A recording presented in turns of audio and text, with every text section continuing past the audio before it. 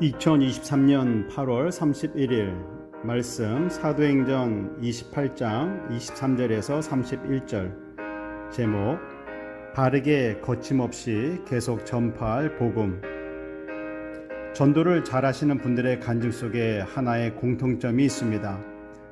복음을 받아들이지 않는 사람에 대해 마음을 빼앗기지 않고 복음을 받아들이는 사람을 보면서 기쁘게 계속해서 전도합니다.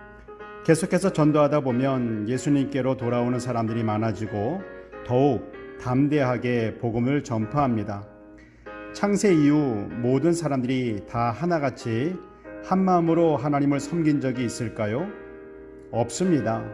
그렇기 때문에 하나님께 받은 사명을 감당하는 사람들은 사명을 붙잡고 순종하면서 모든 결과는 하나님께 맡겨야 합니다.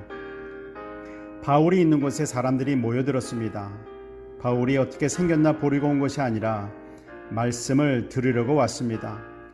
바울이 전한 말씀은 모세의 율법과 선지자의 말, 하나님 나라와 예수 그리스도에 대한 말씀이었습니다.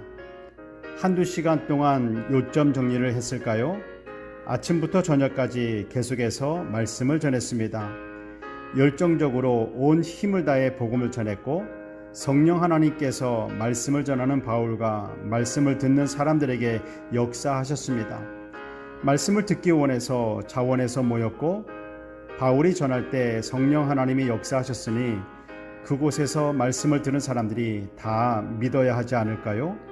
24절 말씀에 그 말을 믿는 사람도 있고 믿지 아니하는 사람도 있다라고 전합니다.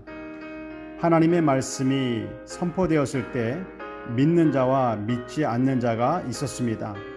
하나님의 말씀을 듣고 성령 하나님께서 감동을 주시고 깨닫게 한다 할지라도 겸손하게 눈, 귀, 마음을 열어야 합니다. 그렇지 않으면 말씀을 들어도 성령 하나님의 감동을 받아도 하나님의 말씀을 거절합니다. 하나님께서 유대인들을 부르시고 그들을 통해서 하나님의 뜻을 이루어 나가시길 원했습니다. 그러나 유대인들의 교만과 특권의식이 하나님의 뜻을 대적했고 하나님은 이방인들을 통해서 하나님의 뜻을 이루어 가시기로 결정하셨습니다. 유대인들은 자신들이 아니면 하나님의 뜻을 이룰 수 없을 것이라는 교만한 생각이 불순종을 낳았지만 하나님은 하나님의 뜻을 유대인들이 손가락질하던 이방인들을 통하여 놀랍게 이루어 나가십니다.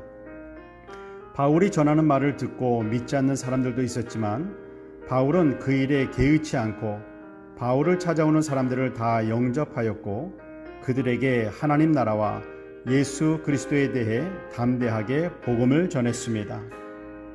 오늘날도 하나님 나라와 예수 그리스도에 대해 말씀을 전할 때 말씀을 받아들이는 사람도 있고 말씀을 거절하는 사람도 있습니다.